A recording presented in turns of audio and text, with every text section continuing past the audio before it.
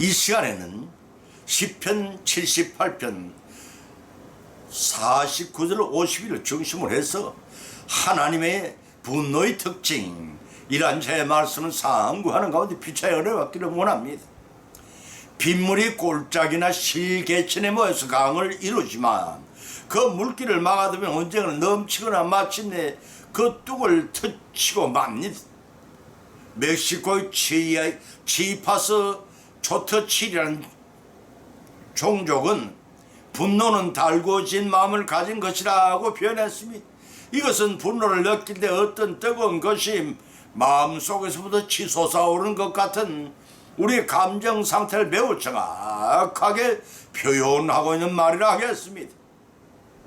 또 오사카의 의과대학에서 이러한 보고서를 제출한 적이 있다고 합니다. 개 한 마리를 4시간 동안 결박을 하여 때리면서 잔뜩 성이 나게 만든 후 그 내수 가운데 액을 추출하여 검사해보니 시안이라는 독소가 다량 검출되었다고 합니다. 그 양은 개 80만을 능히 죽일 수 있는 분노의 치사량이었다는 것입니다. 하나님은 그러한 분노를 인내로 다스리는 은혜를 우리에게 주십니다. 예화를 들겠습니다. 스코틀랜드에서 성격이 파악하고 잔소리가 시원 아내를 둔 목사가 있었습니다. 어느 겨울날 목사가 따뜻한 벽난로 앞에서 앉아 성경을 읽고 있었습니다.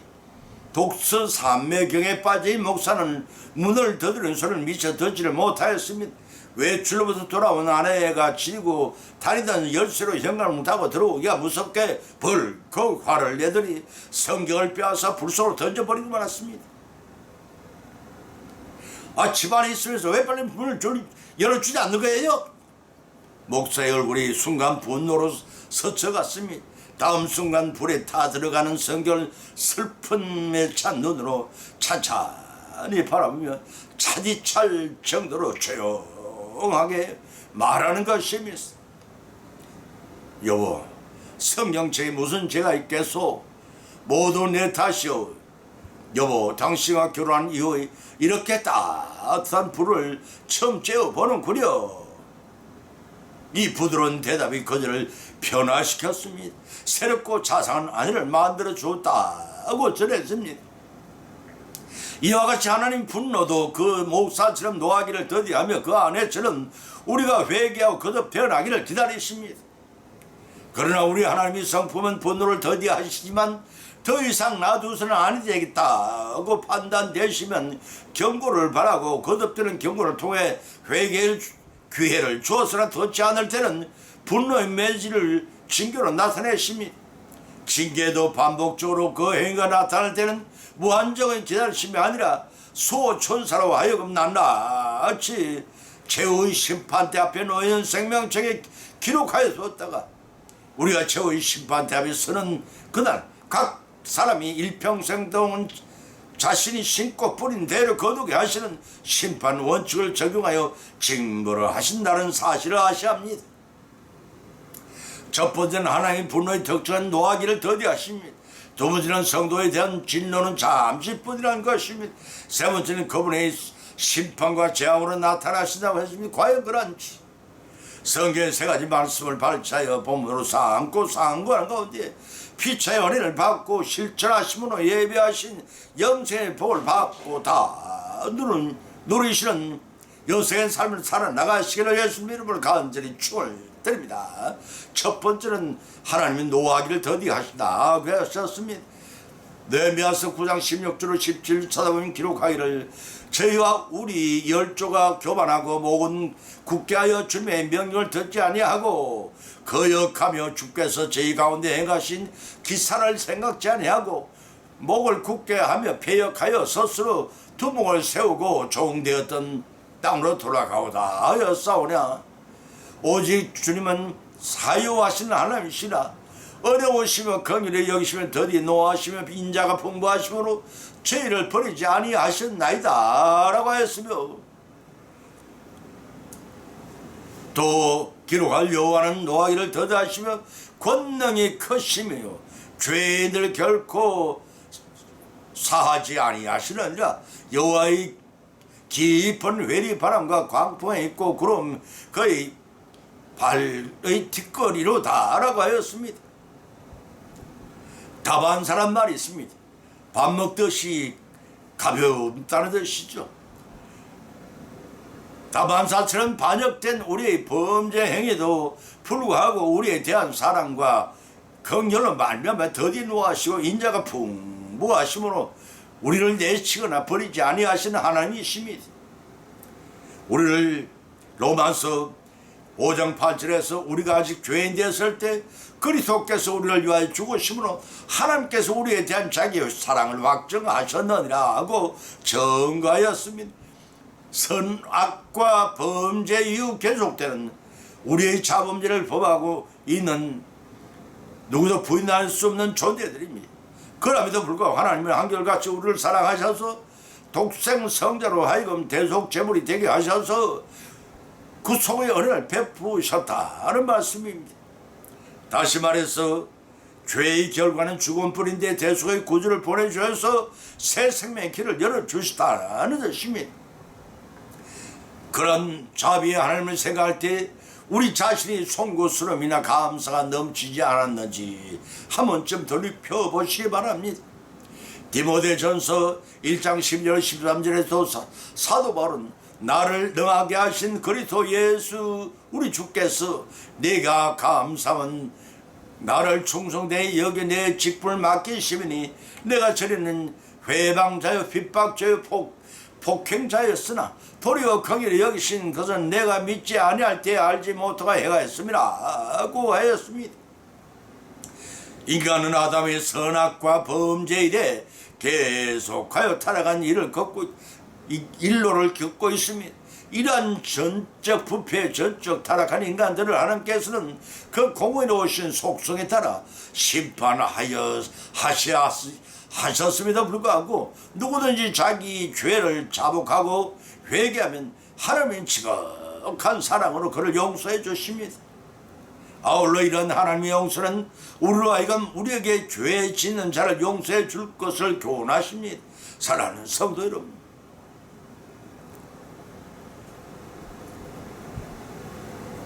여러분은 주님이 나를 위해 대속의 은혜를 입혀주신 것처럼 우리에게 죄를 지은 형제 자매나 내 이웃을 용서해 주신 적이 계신지요? 한결같이 우리를 사랑하시는 하나님의 용서의 특징 10가지를 살펴보면 성경은 이렇게 기록해두고 있습니다. 첫째는 출애굽기 34장 7절을 통해 인자를 무한히 베푸심이, 두 번째는 시편 30편 3절 5절을 통해 노하기를 더디하십니다. 세 번째는 시편 32편, 두 번째는 노하기를 더디하십니다. 너에미야 9장 16절 17절의 말씀. 세 번째는 시편 30편 3절로 5절을 통해 회개하는 자를 용서하십니다. 네 번째는 시편 78편 38절을 통해 진노를 여러 번 돌이키십니다. 다섯 번째는 시편 86편 5절을 통해 사유하시기를 절개하십니다. 여섯 번째는 시편 103편 12절 14절의 죄가를 우리의 죄가를 멀리 옮기십니다. 일곱 번째는 이사야서 38장 17절을 통해 죄를 주의 덩대로 던지십니다.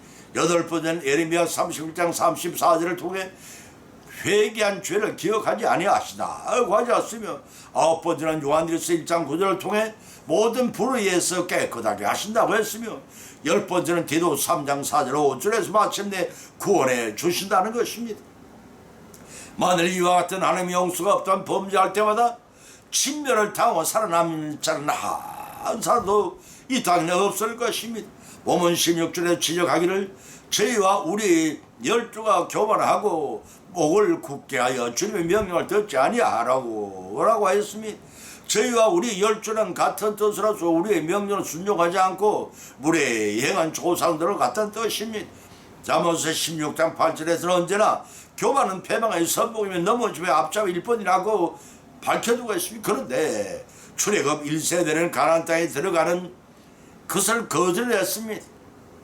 본문 17절을 보면 스스로 한 두봉을 세우라고 하였습니다. 민수기 14장 4절에 이스라엘 백성이 서로 말하되 우리가 한 장관을 세우고 세상 애고로 돌아가다는 말을 인용한 것입니다. 그러나 하나님께서는 출애굽 1세대에 거역하는 반항적인 개혁에도 주님은 사유하시는 하나님이시라 더디 노하시며 인자가 풍부하시니 저를 버리지 아니하셨다라고 밝혀두고 있습니다. 여기서 사유하신다는 의미는 히브리어 셀리히라는 말로서 죄를 용서해 주는 건 나한테는 말이지만 오직 하나님 편에서 사람에게만 사용할 수 있는 단어입니다. 때문에 용서하시는 하나님이라고 번역할 수가 있습니다. 시편 130편 4절 그리고 다니엘서 9장 9절의 기록에 의하면 회개하는 자에게 대해 용서하시는 자비로우신 하나님이 고여인 성품이 있다고 밝혀놓고 있습니다. 또 여호와는 노하기를 더디하시며 나와 있습니다. 이는 하나님 사랑의 성품의 일면을 보여주는 것입니다. 다시 말해서 하나님 죄인들에게 회개할 수 있는 충분한 기회를 주시면서 오래 참고 기다리시는 뜻이기도 합니다. 출애굽기 34장 6절의 말씀입니다. 하나님은 악은 반드시 징벌을 하시되 그때가 이를 때까지는 오래 참고 기다리십니다. 만일 오래 참으심이 없다면 죄악 세상엔 벌써 멸망을 당했어야 할 것입니다. 죄악이 관영한 세상에 대해 하나님의 심판이 보유되는 것은 회개와 구원을 얻도록 하기 위한 하나님의 사랑 때문인 것입니다. 그래서 본절 중반절에서 죄인은 결코 사하지 아니하셨느니라는 말씀에서도 하나님이 인내하시는 뜻을 엿볼 수가 있습니다. 이 말씀은 하나님은 모두 구원받기를 원하시지만 회개할 기회를 충분히 주었습니다. 끝까지 회개치 않는 자는 결국 용서치 않는다는 것입니다. 로마서 2장 4절 5절의 말씀입니다. 하나님의 손이 짧아 구원하지 못하는 것이 아니라는 것입니다. 이사야서 59장 1절의 말씀입니다. 하나님은 정하신 때가 되면 인자를 경멸하 멸시하는 자에게 그 죄값을 물으신다고 했습니다. 하나님의 사랑이 하나님 동시에 공의의 하나님이기 때문입니다. 이사야 3장 30장 18절에 왔습니다. 이제 하나님이 분노의 덕체인 모시가 자명해졌습니다. 그것은 노하기를 더디게 하신다는 것입니다. 회개할 기회를 주실 때 우리의 죄를 모두 자복하고 용서를 받을 때 내리시는 하나님의 축복을 모두 다 받고 누리실 기회를 부디 놓치지 마시기를 예수님의 이름으로 간절히 축원을 드립니다. 두 번째는 성도에 대한 분노는 잠시 뿐이라고 했습니다. 시편 30편 5절을 찾아보면 기록하기를 그 노여움은 잠깐이요 그 은총은 평생이로다. 저녁에는 울음이 기속할지라도 아침은 기쁨이 오리라고 하였습니다. 본문의 시편 내용은 탄식을 찬송으로 받아가게 하신 은혜에 대한 시편 기자의 감사의 찬송시입니다. 하나님께서는 따먹으면 죽는다는 선악과 불성의 원죄를 범하는 아담과 하와에게 진노하사 에덴 나원에 축초를 하셨지만 수치와 부끄러움을 가릴 가죽옷을 지어 입히셨습니다. 만물을 다스리는 왕권마저도 사탄에게 헐납하고 서서로 노예 사슬에 묶인 생활을 자청한 아담 부부에게 하나님은 한순간 너를 바라셨으면 그렇지만 그런 가운데 잠시 너를 멈추시고 가죽옷을 지어 입으신 것은 그 가죽을 제거한 짐승처럼 희생의 피제사를 드릴 속죄주를 통해 구원하시겠다는 사랑의 표시이기도 한 것입니다. 본문 5절을 살피면 그 노임은 잠깐이요 그 은총은 평생이라고 하였습니다. 하나님의 속성을 드러낸 말씀입니다. 여기서 노임이란 인간의 죄한 하나님의 분노를 뜻합니다. 또 은총이란 하나님이 자비하신 속성에 비롯된 것이지만 인간의 통회함을 보시고 그 분노를 돌이키신 사랑과 은혜를 가리킵니다. 본 시편 기자는 다윗이 증거하고자 하는 사실은 하나님께서 인간의 죄에 대해서는 분노하시나 그 분노를 오래 끌지 아니하시고 회개하는 자의 죄를 적시로 도말하시고 영원히 사랑하시나 하는 지혜로운 진리 말씀입니다.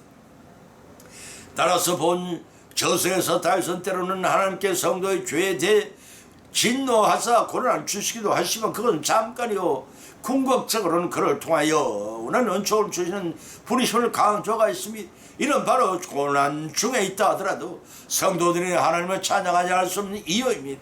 또 본중 전반절 이사에서 저녁에 울음이 기수할지라도 아침에 기쁨은 오리로다 라고 하였으니 여기서 울음은 고통과 환란에 대한 상징이요 기쁨은 구원과 승리에 대한 상징입니다.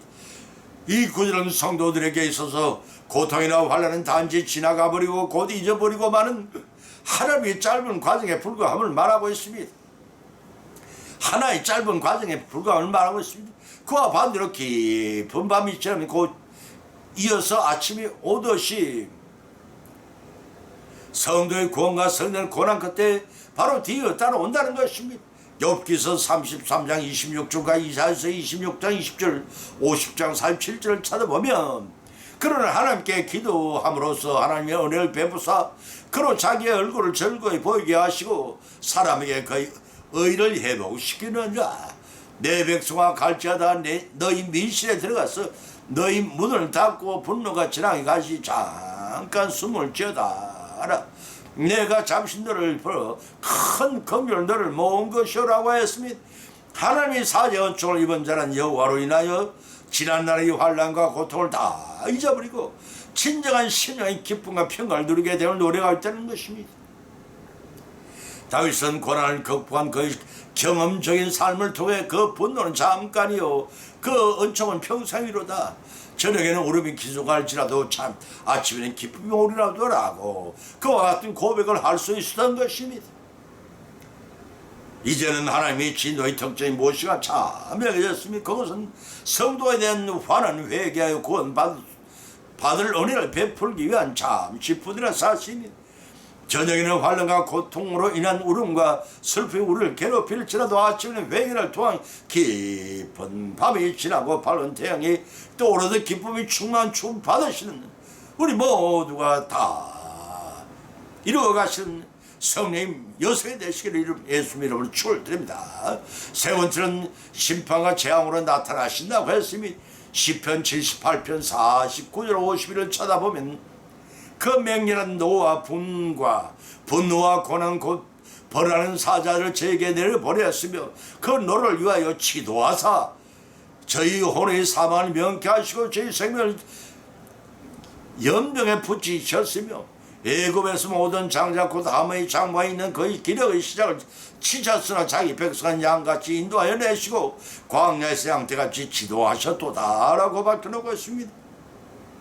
하나님과 이스라엘 사이는 마치 목자와 양떼의 관계와 유사합니다. 시편 78편 51절과 이사야서 40장 11절 53장 6절 스가랴 3장 10절 요한복음 10장 2절 5절을 참조하시기 바랍니다.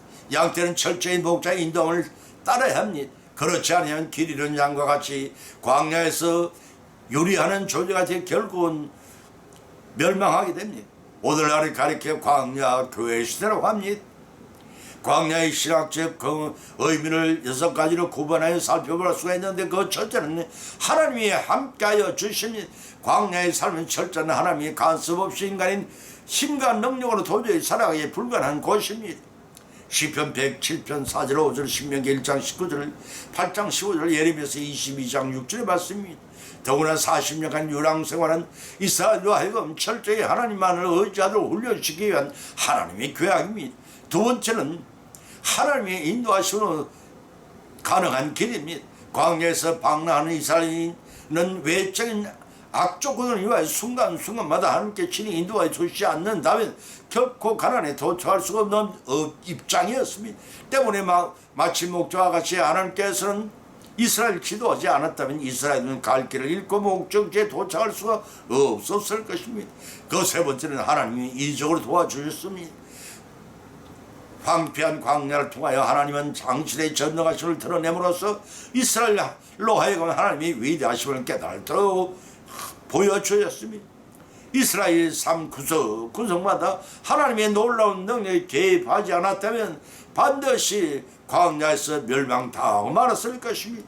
그 네 번째는 하나님이 친히 연단하셨습니다. 하나님께서는 언약 백성으로 하여금 거치는 광야 생활을 걷게 하시므로 가나안 땅에서 하나님을 섬길 수 있는 백성으로 훈련받기를 원하셨습니다. 신명기 8장 2절의 말씀입니다. 그 다섯 번째는 그러나 하나님은 불순종했습니다.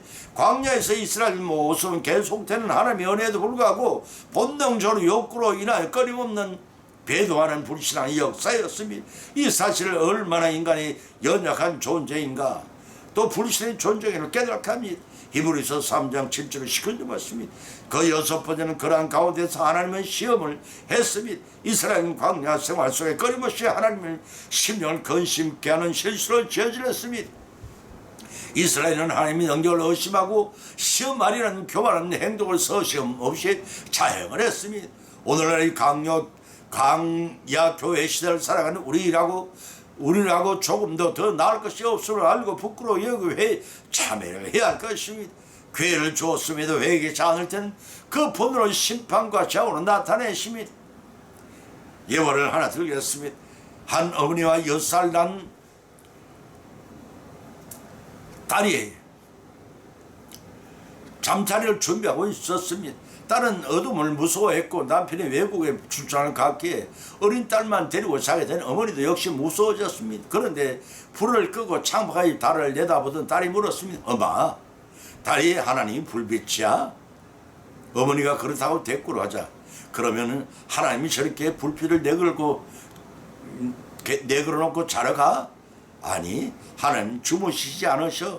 늘 깨어 계셔 우리를 지켜주신단다. 그럼 엄마, 하나님 주무시지 않고 항상 깨어있다면 나는 안심하고 자도 되겠네. 딸의 말을 듣는 순간 어머니 마음이 문득 깨달아지는 것이었으니 그렇습니다. 하나님 보호하시는 눈이 항상 우리를 향하고 계시된 내가 두려워하더니 설거머니 부끄러워졌다고 합니다. 우리 또한 매 순간마다 하나님이 지켜주시는 깨닫고 있는지 돌이켜보십시다. 자기 백성을 애굽에서 내실 때 내실 때나 홍해를 건널 때나 광야에 생활할 때나 안전히 인도해 주시고 보호해 주셨던 하나님이시는 우리는 성경을 통해 알고 있습니다. 보신 10편 51편을 보면은 함의 장막이 그 길의 시작을 지쳤으리라고 하였습니다. 여기서 함의 장막이나 원래 애굽인들은 노아의 아들 함의 후손들이었습니다. 때문에 함의 장막에는 애굽을 가리킨 말임을 알 수가 있습니다. 10편, 105편, 23편과 106편, 21절, 27절의 기록을 참조하시면 또 그 기록을 치셨으니 말씀의 뜻은 출애굽기 12장 29절 장자 재앙을 내리실 때 애굽의 모든 가정의 장자와 짐승의 첫 새끼도 죽이셨습니다. 그러나 6월절 어린 양의 피를 문설주와 문지방에 파는 이스라엘 가진 이러한 사망 죄악을 면하게 하셨습니다. 이때 어린 양의 대소의 보혈로 친히 인간의 죄를 대속함으로써 영생의 길을 놓으신 예수 그리스도를 표시합니다. 보면 52절에서는 자기 백성을 양같이 인도해내시고 광야에서 양떼같이 인도하셨도다 라고 밝혀놓고 있습니다. 여기서 자기 백성이란 아브라함과 언약을 맺은 때부터 이미 하나님 백성을 택정하신 자들입니다. 이것은 하나님이 절대 주권으로 이스라엘과 하나님은 특별하고도 긴밀한 목자와 양떼의 관계가 되셔서 죄악과 사망의 땅에서 이끌어내신 백성을 지칭한다고 10편 77편 20편 95편 7절에 밝히는 것입니다. 이런 백성들을 본 중반절 이하에서는 양같이 인도하여 내시고 광야의 양떼까지 지도하셨다고 밝혔습니다. 이 말씀은 기르는 양떼까지 갈 바를 몰라하는 이스라엘 백성을 출애굽시켰다는 것입니다. 그 후 그들을 가나안 땅에 인도해 들이시기까지 광야의 여정 중에서 스스로 방할 능력도 없고 먹이를 구하지도 못한 양같은 이스라엘 친히 보호하셨습니다. 하나님 그들에게 만나와 매출하기를 먹이시며 신의 물가로 인도하시며 원수의 위협에 보호하시고 구름 기둥과 불기둥으로 인도하신 사실들을 말합니다. 출애굽기 24장 26절 30절의 말씀입니다. 그러나 이스라엘 백성들은 불평을 인내로 참으시며 마나를 먹이시고 가란 목에 물을 먹이시며 옷이 헤어지거나 신이 떨어지지 않게 보호하셨지만 그 하나님을 출애굽 1세대가 원망하며 장관을 세워 애굽으로 돌아가기를 원하는 그들의 광야 40년 동안 1세대도 모두를 사멸하는 심판과 재앙으로 분노를 나타냈습니다.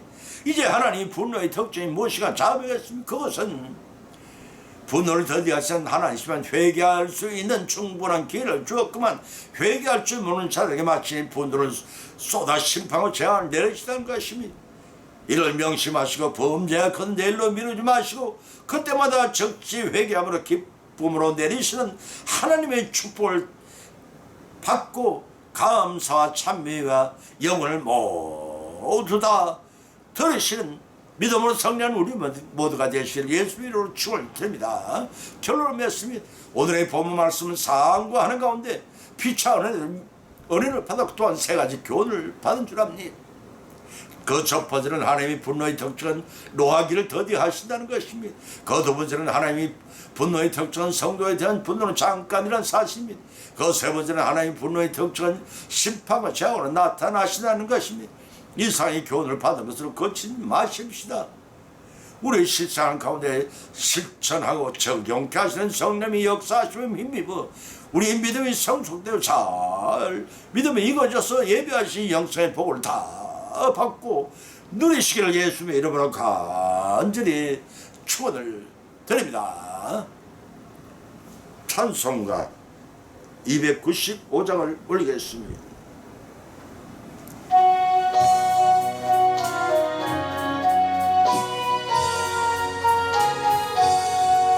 큰 죄에 빠진 나를 주 예수님 건지사 그 넓은 품에 다시 품으신 은혜는 저 바다보다 깊고 저 하늘보다 높다. 그 사랑 영원토록 나 찬송하리라. 날로 더욱 귀하다. 날로 더욱 귀하다. 한이 없이 넓은 우리 주님 사랑 날로 더욱 귀하다.